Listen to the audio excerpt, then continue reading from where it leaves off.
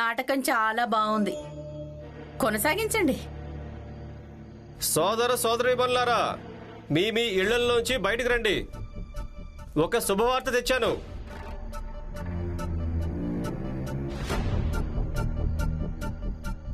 త్వరగా త్వరగా రండి. అరే ఏమైంది హితేష్ అన్న, ఎలాంటి శుభవార్త తీసుకొచ్చావు? చెప్తాను కాసేపు ఆగు, చెప్తాను. అన్నిటికంటే ముందు ఈ ఇంట్లో అందరికంటే జ్ఞాని, అలాగే నాటకాల కుటుంబాన్ని రానివ్వండి.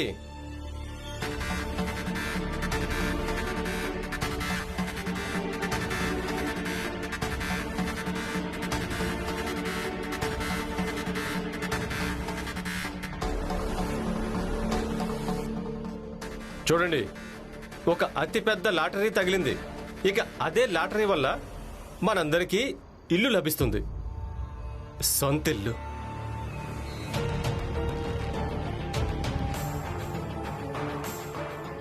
ఏంటి హితేష్ అన్న, నువ్వు చెప్పింది నిజమేనా? మరి నేనెందుకు అబద్ధం చెప్తాను? అవునా? అదెలాగో మాకు చెప్పండి. మేము ఒక పెద్ద వ్యక్తిని కలిసాం.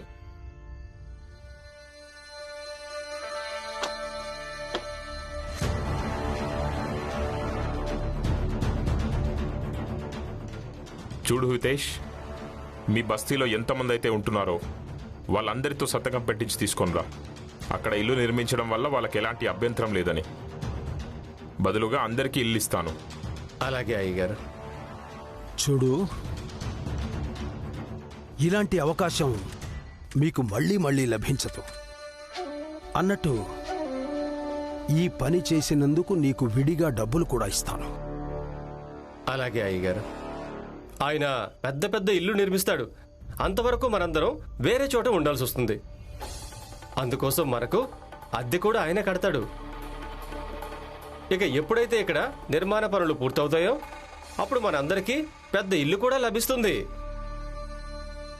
కానీ వాళ్ళు తన కోసం ఇల్లెందుకు నిర్మిస్తారు? అయినా కూడా మనందరం రేషన్ సెట్ కిరాయిదారులం. అయితే చూడు, ఆయన ఈ స్థలాన్ని రేషన్ సెట్ దగ్గరే కొనుక్కునే పెద్ద భవనాన్ని నిర్మించబోతున్నారు. హితేష్ అన్న, కానీ వాళ్ళు మనకి ఇల్లు ఇవ్వడం వల్ల ఇందులో వాళ్ళకే లాభం వస్తుంది. చూడు జోకు, అందరూ రేషన్ సెట్ లాగా ఉండరు. కేవలం తమ గురించి ఆలోచించడానికి. విషయాన్ని అర్థం చేసుకో. వీళ్ళు మన మేలు గురించి ఆలోచిస్తున్నారు. ఎప్పుడైతే ఇక్కడ కొన్ని అంతస్తుల భవనాన్ని నిర్మించినప్పుడు మన పైనుండే అంతస్తులుంటాయి కదా, అవి వేరే వాళ్లకు అమ్మేస్తారు. దాంతో వాళ్లకు లాభం వస్తుంది. ఇక ఒకవేళ వాళ్లకు లాభం వస్తున్నప్పుడు ఇక అందులో మనకు కూడా వాటా ఉంటుంది కదా. అందుకే మనందరం ఉండడానికి అద్దె వాళ్ళు అదే లాభం నుంచి ఇస్తారు. ఇక ఆ రకంగా మనందరికీ మనకు సొంత ఇల్లు లభిస్తుంది.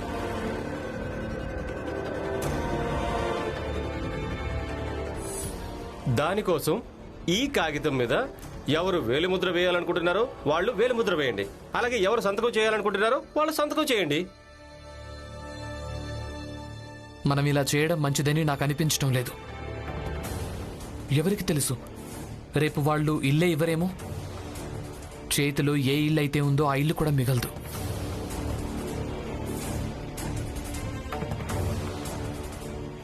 అవును, భీమ్ చెప్పింది నిజమే. ఏంటి నా బొంద నిజం చెప్పాడా?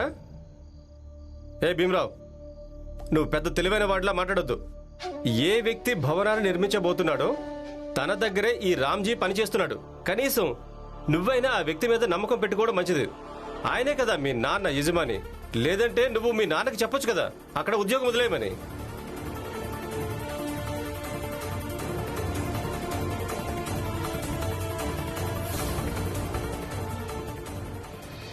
సౌకర్యాలన్నీ పొందుతావు, కానీ ఎప్పుడైనా ఉపన్యాసం ఇవ్వాల్సి వచ్చినప్పుడు ప్రాణాలనే ఇచ్చేస్తావు. హితేష్ బాబాయ్, నేనేం తప్పించుకోవటం లేదు.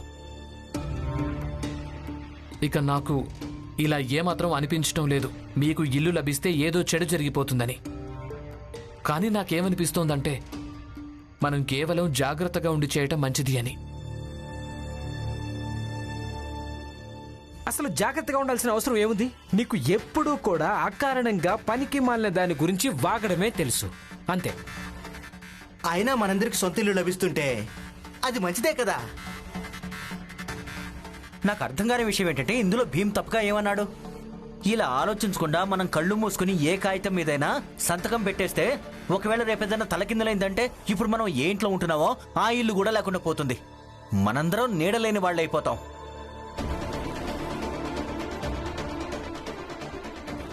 అలా అనుకుంటే ఏదైనా జరుగుతుంది. అంటే దాని అర్థం మనమేం చెయ్యకూడదా? చూడు హితేషనా, నువ్వు చెప్పింది నిజమే. నేను సిద్ధంగా ఉన్నాను. అయితే రా, వచ్చి వేలిముద్ర వెయ్యి. వద్దు జోకు, మేము దాని మీద వేలిముద్రలు వెయ్యం.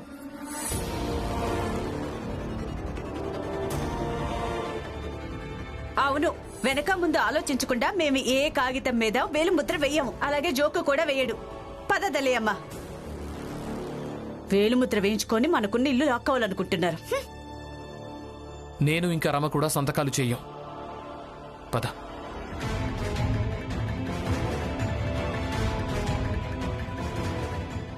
ఏం రామ్జీ, నువ్వైనా సంతకం పెడతావా పెట్టవా?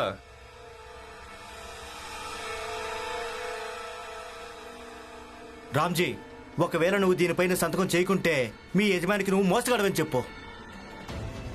లేదంటే ఇక్కడ సంతకం పెట్టు.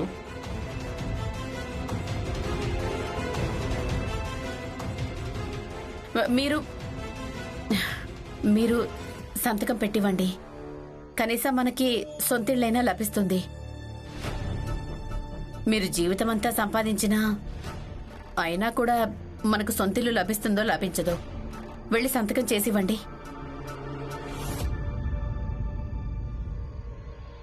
లేదు, నేను దాని మీద సంతకం చేయను. ముందు నేను ఆయన గారితో మాట్లాడాల్సి ఉంటుంది.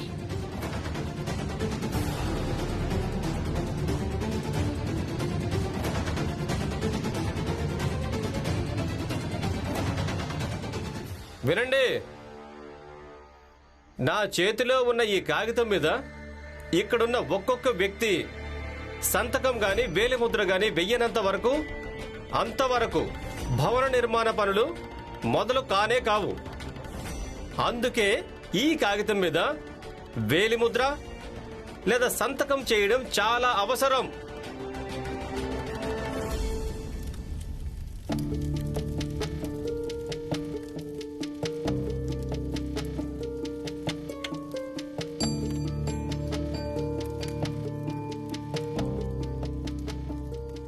మీకు చాలా చాలా ధన్యవాదాలు.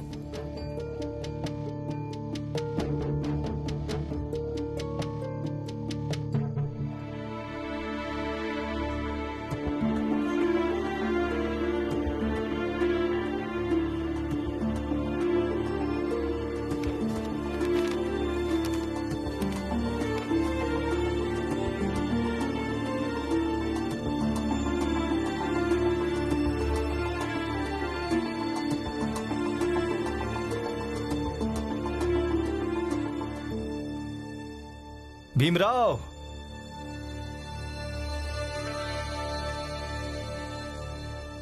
ఆ లాయర్ గారు ఏ పని చెప్పారో అది చేసావా చేయలేదా? చేయి, పని చేయి. అంతవరకు నేను ఈ చల్ల చల్లని గాలిలో ఈ వేడివేడి ఛాయ్ తాగుతాను. అలాగే నీకేం అర్థం కాకుంటే నన్ను అడుగు, సరేనా? నన్నేం చూస్తున్నావు భీమరావు? పని మీద మనసు పెట్టు. నీ జాతి అలాగే నీకున్న స్తోమత ఎంత చిన్నదంటే నువ్వు పని చేయక తప్పదు భీమరావు. పెద్ద జాతికి చెందిన నరోత్తమ్ జోషివి నువ్వు కానే కాదు. ఇలా పని సమయంలో ప్రశాంతంగా ఛాయ ఆనందాన్ని పొందడానికి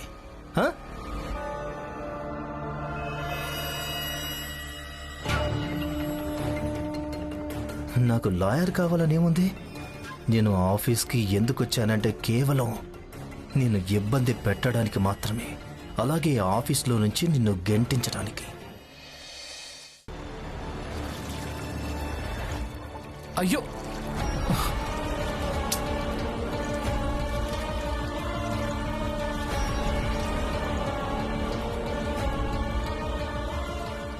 అసలు మీరేం చేస్తున్నారు?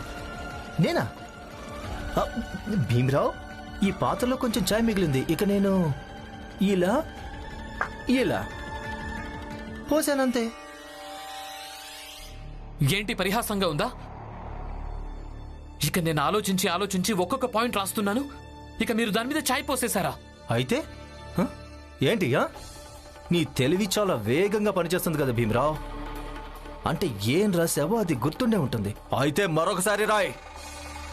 నరోత్తమ్ జోషి,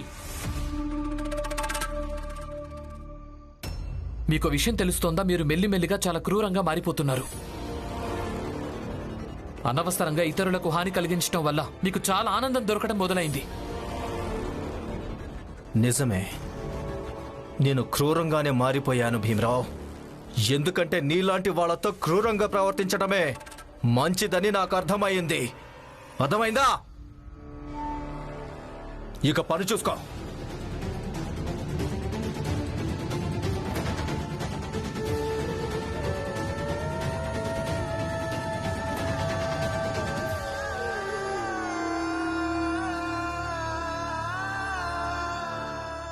సార్, మీరు ఈ సమయంలో ఇక్కడ? భీమరావ్, నాకు తెలుసు నరోత్తమ్ జోషి ఏం కోరుకుంటున్నాడు. ఆ రోజు ఆఫీసులో నీతో పుస్తకాల విషయంలో ఏం గొడవ జరిగిందో అది కూడా తెలుసు. సార్, మీకు మొత్తం తెలుసు. అయినా మీరు నన్ను తనతో కలిసి పని చెయ్యమని ఎందుకు చెప్పారు? ఎందుకంటే నువ్వు ఎక్కడెక్కడికని పరిగెత్తుతావు భీమ్. ఈ రోజు ఒక ఆఫీసులో సిబ్బంది ఇద్దరే ఉన్నారు. ఇప్పుడే పని చేయలేకపోతుంటే ఇక రేపు ఏదైనా పెద్ద ఆఫీసులోకి వెళ్తే సిబ్బంది 100లో ఉంటారు కదా, 100 నరోత్తమ్ జోషీలుంటారు. అప్పుడు ఎలా చేయగలవు? భీమ్, మనకు ఎవరి నుంచి హక్కు కావాలో, ఎవరి మధ్య హక్కు కావాలో వాళ్లకు దూరంగా ఉండలేం. వాళ్ల మధ్యలోనే ఉంటూ, వాళ్లతోనే కలిసి ఉంటూ, వాళ్లతో పోరాడాల్సి ఉంటుంది. వెళ్ళు, ఇక పడుకో. పక్క నుంచి వెళ్తుంటే నేను ఇక్కడికి వచ్చేశాను. పొద్దున ఆఫీస్కు త్వరగా రా. అలాగే అలాగే సార్.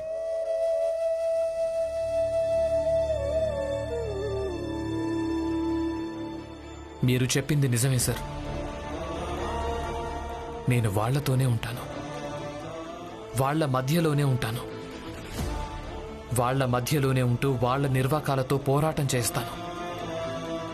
అలాగే ముందుకు సాగుతాను.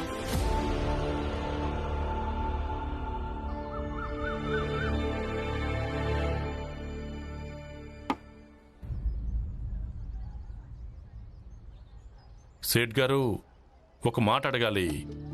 అలాగే చెప్పు, ఏంటది? చూడండి సేట్ గారు, మేము చాలా పేదవాళ్ళం. ఇక మాకున్న సంపద మొత్తం మేము ఎక్కడ ఉంటున్నామో ఆ ఇల్లే. నేను అర్థం చేసుకోగలను. అందుకే ఇప్పుడు మీరంతా ఉంటున్న ఇంటిని కొత్త ఇంటిలా మార్పు చేయడం గురించి ఆలోచించాను. ఇక మీ ఇంట్లో వాళ్ళందరూ దాని మీద సంతకం చేస్తే చాలు. ఉల్లాస్ గారు, నమస్తే. ఎలా ఉన్నారు మీరు? బాగున్నాను. ఉల్లాస్ గారు, ముందుగా మీరు మీ కాపలాదారు రామ్జీని అడగండి. ఇతను ఆ కాగితం మీద సంతకం చేశాడో లేదో అడగండి. లేదు సేట్ గారు, నేను ఇంతవరకు సంతకం చేయలేదు. చూసారా? అవునా? ఎందుకు? ఎందుకంటే నాకు భయం ఉంది. సంతకం చేసిన తర్వాత ఒకవేళ ఇల్లు లభించకపోతే. నీకు నా మీద నమ్మకం లేదా? నీకేమనిపిస్తుంది రామ్జీ? అంటే ఇప్పుడు మీ అందరితో సంతకాలు పెట్టించుకొని ఆ తర్వాత మీకు ఇల్లు ఇవ్వననా? లేదు లేదు సేట్ గారు, నేను అలా అనడం లేదు. మీరు అలా చేస్తారని కాదు. కానీ ఎంతో మంది ఇల్లు నిర్మించేవాళ్ళు ఇల్లు నిర్మించాక ఇవ్వరు. ఇక ఇల్లు లేకుండా మేము. అసలు నువ్వేం మనిషి రామ్జీ? ఛీ! అసలు నువ్వు చిన్న జాతి వాడివైనా కూడా ఏ వ్యక్తి అయితే నీకు ఉద్యోగం ఇచ్చాడో నువ్వు ఆ వ్యక్తినే అనుమానిస్తున్నావా? ఛా! సేట్ గారు, నాకు మీ మీద నమ్మకం ఉంది, పూర్తిగా నమ్మకం ఉంది. కానీ ఈయన మీద నమ్మకం లేదు. ఒప్పంద పత్రాలు నా పేరు మీదే ఉంటాయి. ఇక నీకు ఆయనతో ఏ సంబంధం? అయినా నీకు ఏది మంచిది అనిపిస్తే అది చెయ్యి. అలాగే సేట్ గారు.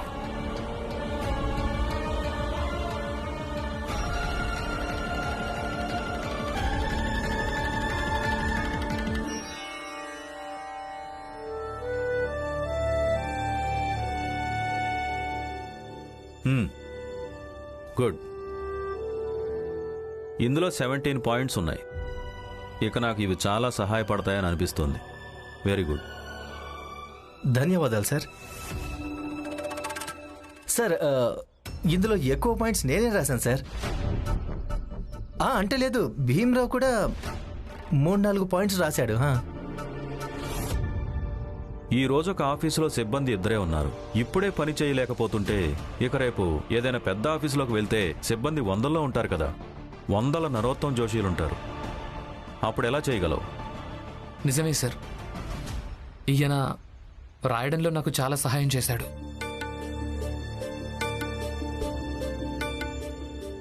సార్, ఆ పటేల్ గారు మిమ్మల్ని కలవాలంటున్నారు. ఆయన మిమ్మల్ని రమ్మన్నారు సార్. సరే, నేను పాటిల్ గారిని కలిసి వస్తాను. మీరిద్దరూ కూడా ఇంటికెళ్ళండి.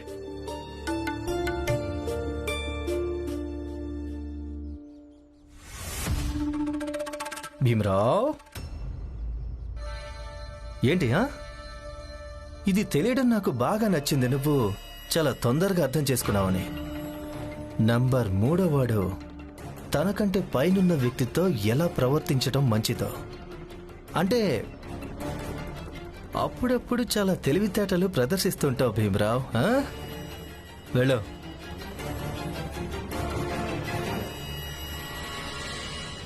చెప్పు రామ్జీ, అయ్యగారితో మాట్లాడొచ్చావా? ఇప్పుడు సంతకం పెడతావా పెట్టవా? ఒప్పంద పత్రాలు నా పేరు మీదే ఉంటాయి. ఇక ఆయనతో నీకేం సంబంధం?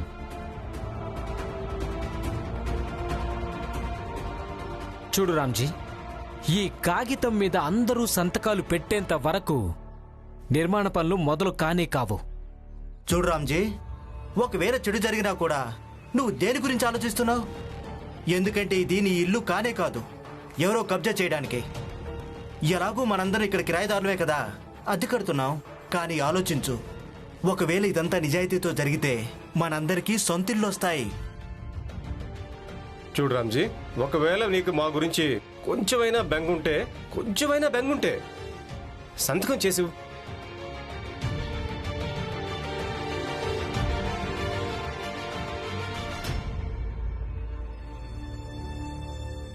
వద్దు నాన్న.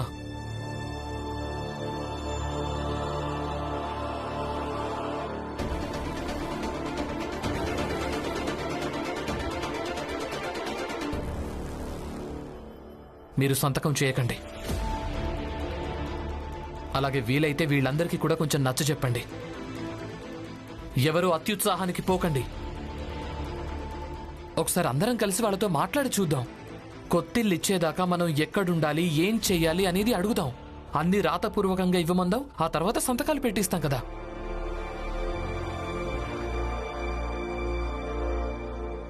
అవును భీమరావు, ఈ మాట అన్నావంటే ఆ పెద్ద మనిషి ఏమంటాడంటే వద్దులే ఇంకెక్కడికైనా వెళ్ళి ఇంకొక బస్తీని ఉద్ధరిస్తామంటాడు. ఇక మనం ఇక్కడే ఉండిపోతాం. ఆలోచించు. కానీ భీమ్ ఏం చెప్తున్నాడు? అందులో కొంచెమైనా పూచికత్తు ఉండాలి కదా. చూడు పురంజనన్న, నియమ నిబంధనల గురించి ఎక్కువగా మాట్లాడామంటే చేతికొచ్చిన ఈ అవకాశం కూడా చేజారిపోతుంది. ఏంటి మీరు తప్పప్పుల తేడాని ఎందుకు అర్థం చేసుకోవడం లేదు? ఒకవేళ ఎవరైనా తెలివైన వ్యక్తి నచ్చ చెప్పడానికి ప్రయత్నిస్తే మీరెవ్వరూ అర్థం చేసుకోవట్లేదు. ఇదిగో, భీమ్ ఇంట్లో నుంచి ఒక కొత్త ఉద్యమకారిని పుట్టుకొచ్చింది.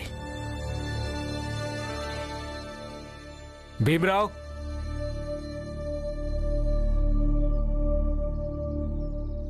భీమ్రావ్, చెప్పండి, ఏమైంది? ఈరోజు నువ్వు కాలేజీకి ఎందుకు వెళ్ళలేదు? విషయం ఏంటంటే, నేనొక లాయర్ దగ్గర పనిచేస్తున్నాను. ఉదయం తొందరగా ఆ ఆఫీస్కి వెళ్లాల్సి ఉంటుంది. రాజుగారికి దీనికి ఏం సంబంధం?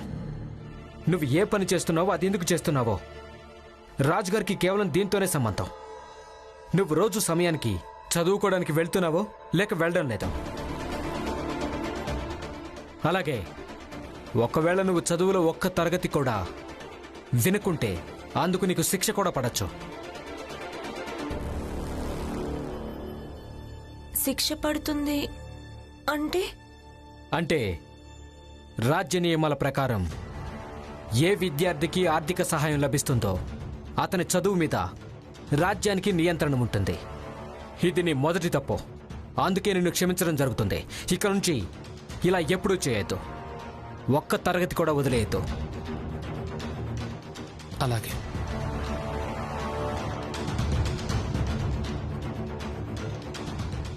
పదండి.